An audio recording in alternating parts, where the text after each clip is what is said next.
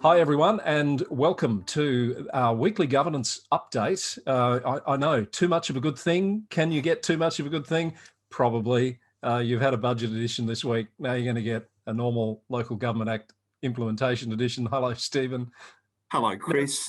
I've got to say, I'm so disappointed. So up for the not only the tie, but the jacket on the last episode.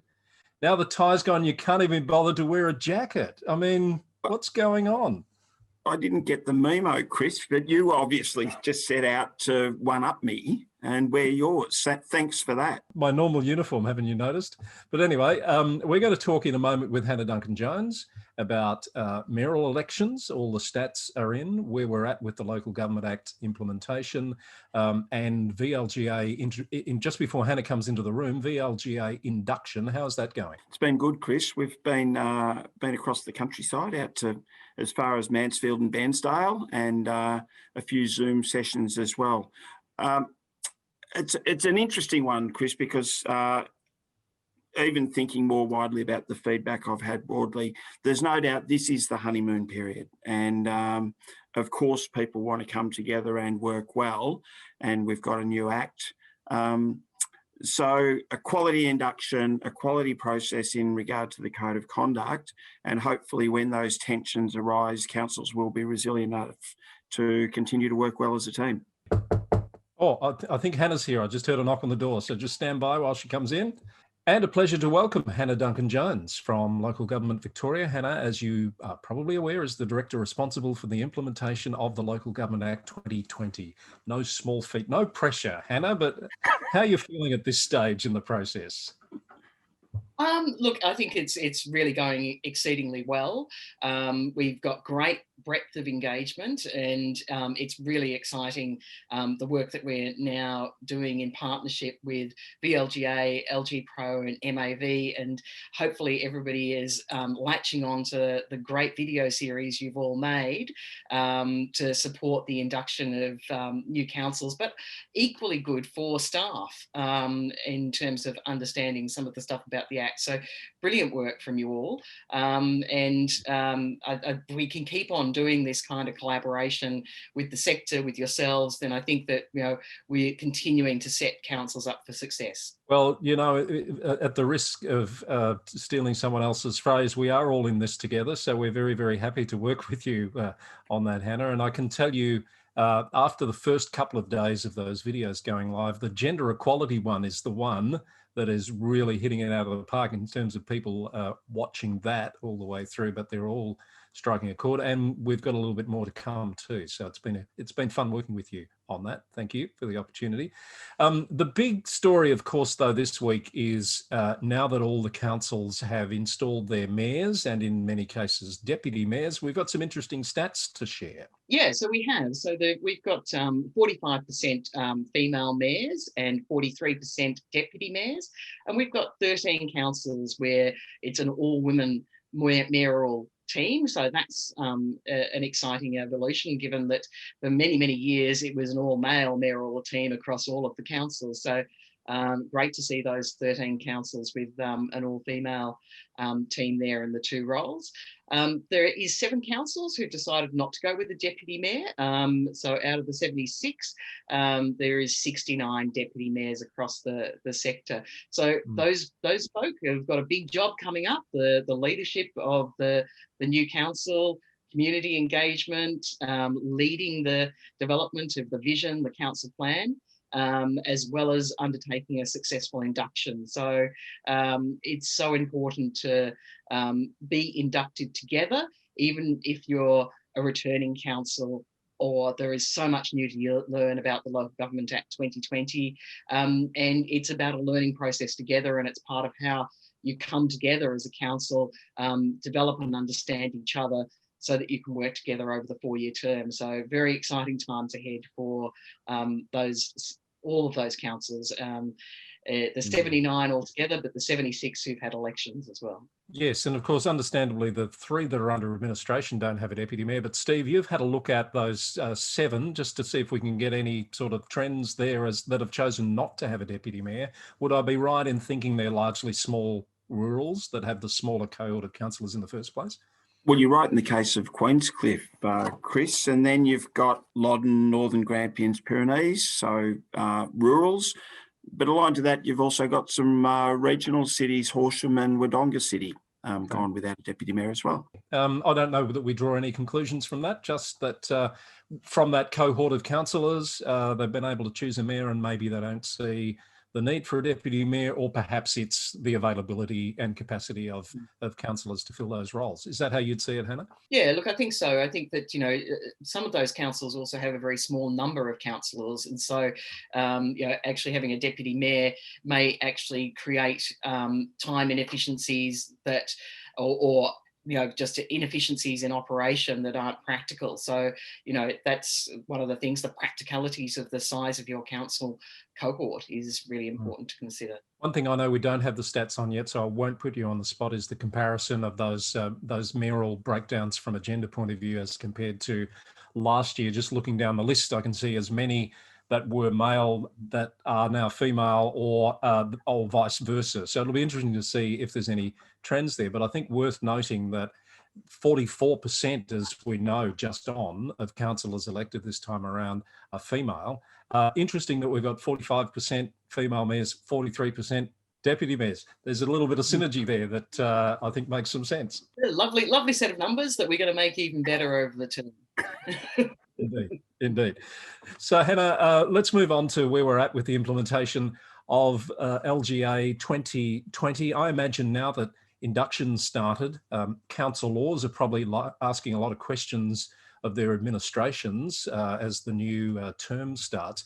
What sorts of inquiries are you getting, or sorts of themes that are coming out of what you're hearing from around the sector at the moment? Yeah, so there's some that are related to activities that only happen every 4 years, and some that relate to changes under the Local Government Act 2020. So thinking about the oath of office, thinking about personal interest returns, and thinking about the component of the allowance that is allocated to superannuation and how to do that. Also a few questions in relation to when will we have the transition to the remuneration tribunal, and what's the task of council in terms of setting the allowance within the agreed bands between that point in time before a determination is made. So look, it's really about not just making sure that we're following up with all of those inquiries and getting good advice out there.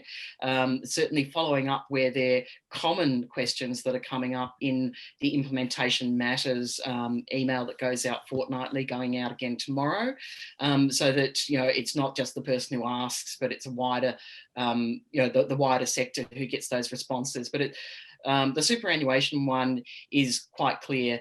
The council pays the 9.5% to the council law, and the council law can decide what they do with that, and they should take tax advice in relation to how they treat it. They can put it straight into their own super fund or a self-managed fund, but whatever they do, they should take tax advice about how that's treated as a proportion of their allowance. So it's not actually superannuation per se, it's an allowance for superannuation. Yes. So personal interest returns, it's all of the kind of micro stuff there. So there's nothing that's necessarily a big theme, but we've been picking up on those and giving the responses across the board in relation to that. I guess that the oath of office has been really questions about how do you do the oath of office remotely as the regulations allow, and ensuring that councils have got good advice in relation to doing that and are able to effectively undertake the oath. A lot of those questions do come up every 4 years. You're right. I'm having a deja vu just hearing you talk about that. I have seen the new personal interest returns out of necessity. They are different. There is more information being required on those forms. And I know there's a flurry of emails going around, like, for example, CEOs who sit on boards that all of a sudden need an extra layer of information that they haven't had before. So I'm sure people are helping each other, but just to be aware that it is a new process and it'll take a little time for people to get on board with it. Yeah, and they are really important. They're a really important public record. Obviously, there is information that is not made public, but in its entirety, it is really important part of the integrity system to have those records created in the first instance and then updated on a 6-monthly basis as required. They are critical as underpinning the integrity framework within the Act. Now, Steve, you're doing a lot of induction with councils at the moment. What sorts of things are you hearing around the things that are challenging people or interesting people in how they go about what they need to do? I think in part, Chris, it's that what we might have expected anyway, the shift to a principles-based act on issues around confidentiality and conflict of interest, the fact that councillors are having to think about those in a different way, and it's really moved the personal responsibility.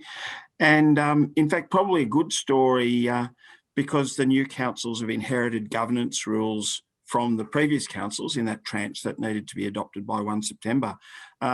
So really for the new councillors coming up to speed with the meeting procedures and declaration of conflict of interest and elements that are in the governance rules, but pretty good feedback so far on the quality of the work that's been done across the sector.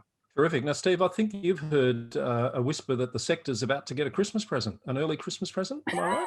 Well, Hannah might know better than me, Chris, but I know that council's been working very hard to adopt their annual reports, and all the local government performance reporting data has been submitted. Hannah, so the sort of query I've got is, when are people going to be able to access the updated information on that rather excellent Know Your Council website? So I'm not going to give you the exact date, but certainly an early Christmas present is on its way for councils and community.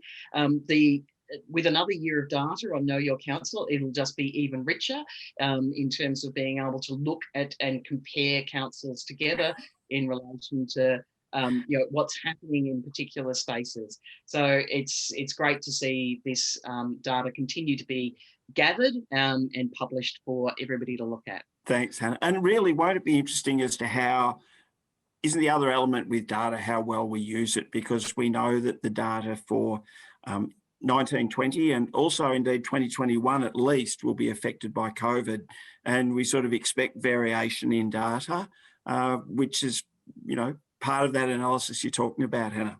Oh, look, absolutely. And I mean, I guess if you have also been watching the state budget and looking at the out years and how they are being projected in relation to expenditure, you will certainly see some, areas of tightening in councils for them to be enabling themselves to think into the future about that recovery phase and how you do that.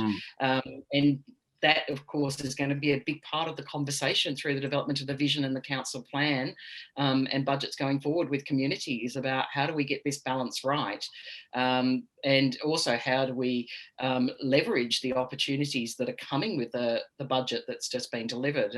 So there are substantial opportunities. There's Growing Suburbs Fund, there's the Libraries Fund, there's the Roadside Weeds and Pests.